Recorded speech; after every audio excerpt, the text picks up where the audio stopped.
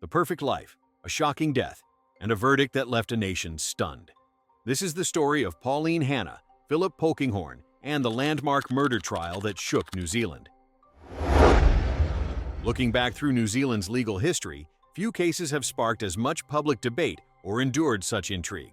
Accused of the ultimate betrayal, taking the life of his beloved wife, Pauline Hanna, Polkinghorne walked free. But how and why, years later, does the shadow of suspicion still cling to this case in the minds of many New Zealanders?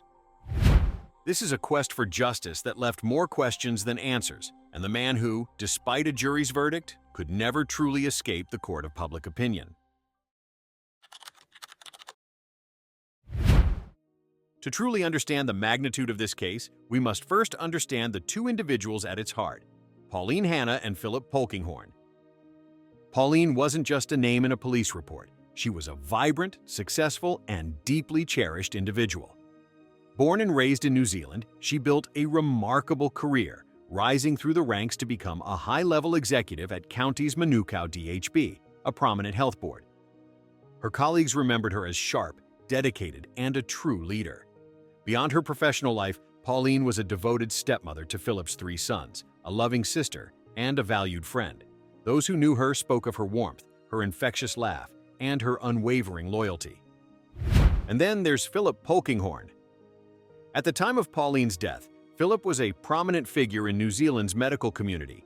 He was a highly respected retired eye surgeon, specializing in vitreoretinal surgery, and also served as an associate professor at the University of Auckland's Department of Ophthalmology. His career was marked by significant contributions and a reputation for excellence. Together, they built a life that seemed enviable.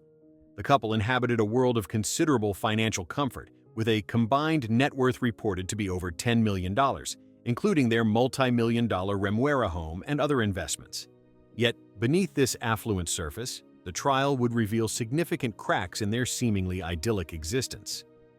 It emerged that Philip had been transferring substantial sums of money, reportedly hundreds of thousands of dollars, to various women, some of whom were identified as sex workers. Among them was Sydney-based escort Madison Ashton, who received over $106,000. This wasn't a brief fling. It stretched across years and continents, suggesting a deep and secret relationship. The spending, coupled with the alleged affair, became a key point for the prosecution, hinting at a hidden, strained aspect of Philip's life and their marriage. What secrets were truly hidden behind those seemingly perfect doors? By all public appearances, Pauline and Philip had it all. Successful careers, a comfortable life in a beautiful home, surrounded by family and respected within their community. But their shared home, a symbol of that seemingly perfect facade, was about to become the scene of an unsettling mystery. A tragedy that would shatter their lives and plunge them both into an unimaginable nightmare under intense public scrutiny.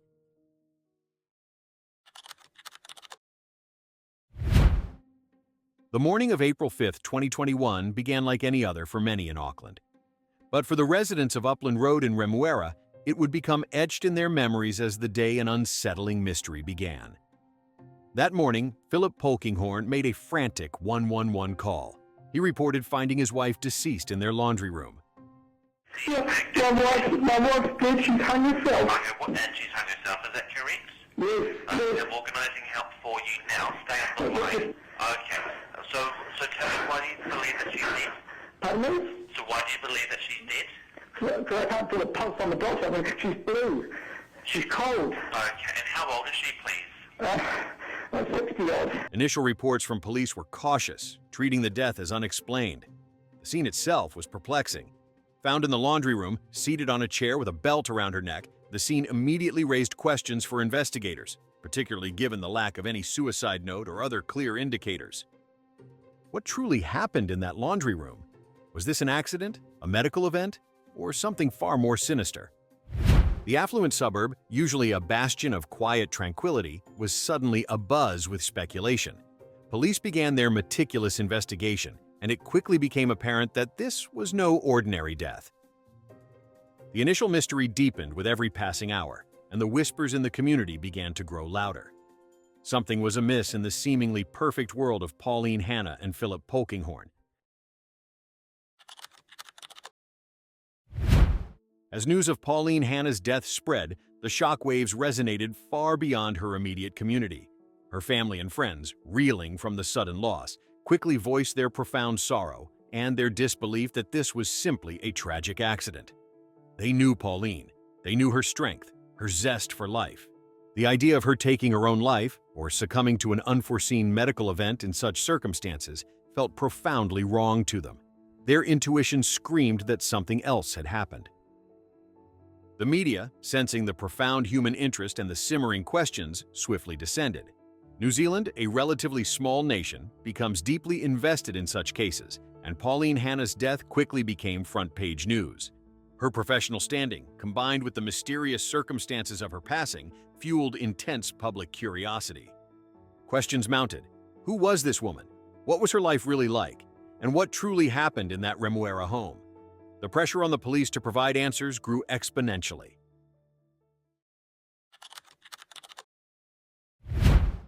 For months, the police investigation continued behind closed doors. Rumors swirled, but concrete information was scarce.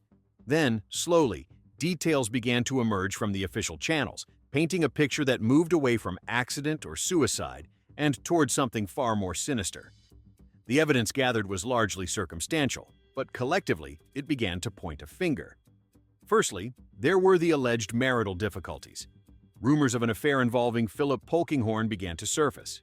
While an affair in itself isn't evidence of murder, it provided a potential motive, a crack in the seemingly perfect facade of their marriage. Then there was Philip's behavior in the immediate aftermath of Pauline's death.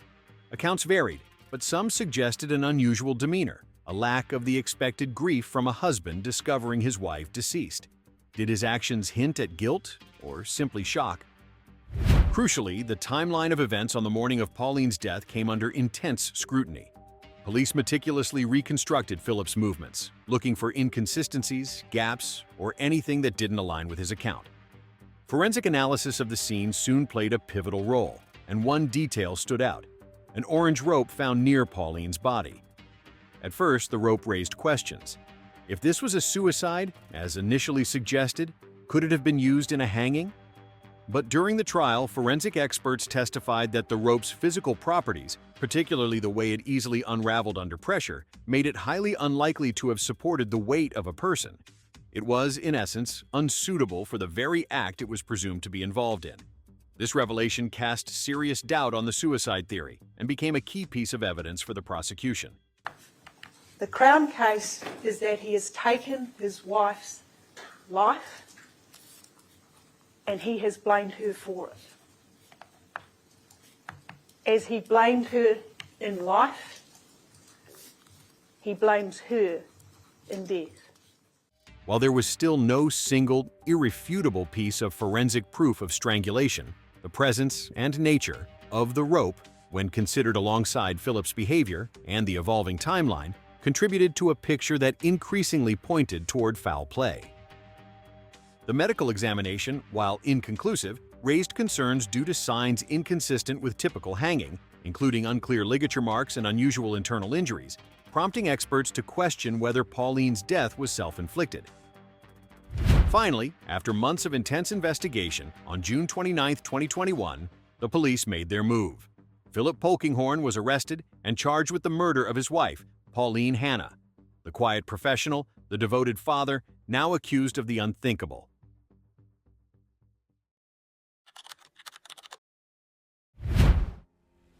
The news sent shockwaves across New Zealand. Despite the months of speculation and the growing unease, the official charge of murder against Philip Polkinghorne was a profound and jarring development. This wasn't just a wealthy man accused of a crime. This was a respected figure within the community, married to an equally respected woman. How could this happen in a seemingly perfect family, in such an idyllic setting? The polite suburban veneer of Remuera was shattered. The details emerging from the investigation, particularly the alleged affair and the questions around Philip's conduct, fueled a firestorm of public opinion. Many instantly convicted him in their minds, swayed by the sensational nature of the allegations and the perceived betrayal. But how does public perception influence justice? Can you separate facts from emotions in high-profile cases? Let us know below. In the glare of intense public scrutiny, Philip Polkinghorne appeared in court. His plea was unequivocal, not guilty, a defiant stance against a storm of public accusation. This was not a confession, not a plea deal. This was a man asserting his innocence and preparing to fight for his freedom against the full might of the state. His plea set the stage for a dramatic and highly anticipated trial, one that promised to delve into the most intimate details of a marriage and dissect the final moments of Pauline Hanna's life. The murder trial for retired eye surgeon Philip Polkinghorne has begun at the High Court in Auckland. He's charged with killing his wife Pauline Hanna, the Crown alleging he strangled her and staged her death as suicide at their Remuera home. The trial drew intense public attention as the courtroom became the battleground for competing narratives, one portraying him as a cold-blooded killer, the other as a man falsely accused. The Crown's prosecution theory was clear and chilling. Philip Polkinghorne had strangled his wife, then meticulously staged the scene to resemble a suicide. They argued that the alleged affair provided motive, and Philip's behavior after the discovery was inconsistent with genuine grief.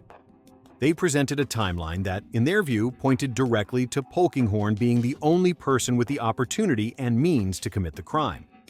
Their case was built on a web of circumstantial threads, aiming to weave a tapestry of guilt that left no reasonable doubt.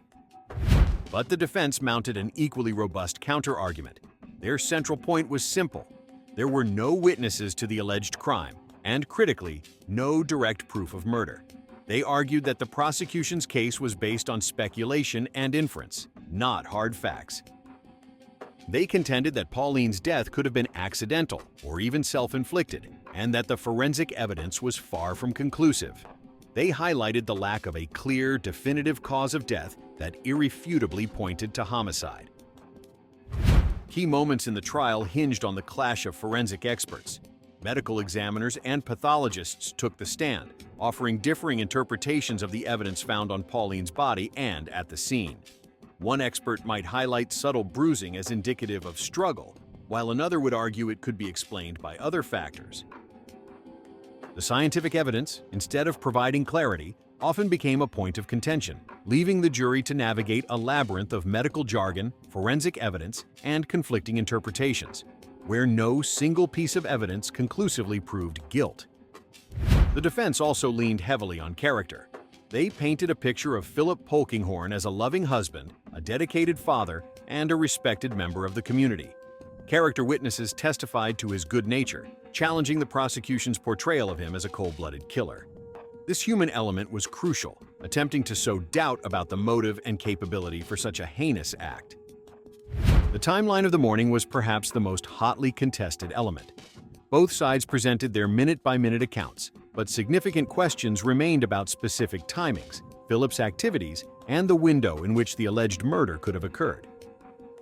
The defense meticulously picked apart the prosecution's timeline, seeking to demonstrate that alternative scenarios were plausible. The jury was left to weigh every second, every action, and every potential inconsistency, an intricate puzzle, with the stakes no less than a man's freedom. After weeks of complex testimony and fervent arguments, the fate of Philip Polkinghorne rested in the hands of the jury. The tension in the courtroom was palpable. Every eye was fixed on the jury foreman as the words were finally spoken. The verdict: not guilty. Do you find the defendant, Philip John Polkinghorne, guilty or not guilty? Not guilty. But the trial held another revelation, one that significantly impacted public perception, regardless of the murder verdict. During the proceedings, it emerged that Philip Polkinghorne was facing a separate charge: possession of methamphetamine. He admitted to using the drug, stating he had done so for around a year. This admission, completely unrelated to the murder itself, nonetheless cast a long shadow over the proceedings and, more importantly, over Polkinghorne's public image. For many, it immediately raised questions about his character, his lifestyle, and whether there were other hidden aspects to his life with Pauline Hanna. The jury was instructed to consider each charge separately. However, in the court of public opinion, the revelation was a potent factor. For many, it cemented a belief that even if the murder couldn't be proven, there was something fundamentally off about him. For Pauline Hanna's family, the not guilty verdict was devastating. It meant that despite the exhaustive police investigation and the rigorous trial, the person they believed responsible for Pauline's death walked free. They were left in an agonizing limbo, without legal closure, without a definitive answer to who took their beloved Pauline. I thought the court proceedings was fair, and we need to accept the decision and move on as disappointed as we are. This feeling of unfulfilled justice was echoed across New Zealand. Public sentiment largely remained convinced of Polkinghorne's guilt, fueled by the compelling narrative presented by the prosecution and the lingering questions left by the verdict. This created a profound disconnect. The legal system had worked as designed, adhering to the fundamental principle of proof beyond a reasonable doubt, yet the public felt a deep sense of injustice. This case became a stark reminder of the distinction between legal guilt and public perception. The burden of proof in a criminal trial is incredibly high, designed to protect the innocent. If the prosecution cannot meet that burden, an acquittal is the only legal outcome, regardless of suspicions. But for a grieving family and an invested public, that distinction often feels like a failure. The case of Philip Polkinghorne and Pauline Hanna remains one of New Zealand's most contentious legal sagas. The not guilty verdict does not mean Philip Polkinghorne was proven innocent. It means the prosecution did not meet the legal threshold of proving his guilt beyond a reasonable doubt. Was this a failure of justice, or was it the exact result the law demands, a testament to the rigorous standards required before a person's freedom is taken away? For Pauline Hanna's family, the pain of unanswered questions persists. For the public, the shadow of doubt lingers. And in the quiet suburbs of Remuera, the mystery of how Pauline Hanna truly died continues to cast its long, unsettling shadow. The trial may be over, but the story, for many, is far from resolved. What are your theories on this perplexing case? Join the discussion in the comments section. We'd love to hear your thoughts. And if you're as fascinated by true crime as we are, become part of our community and subscribe for more compelling true crime stories like this one.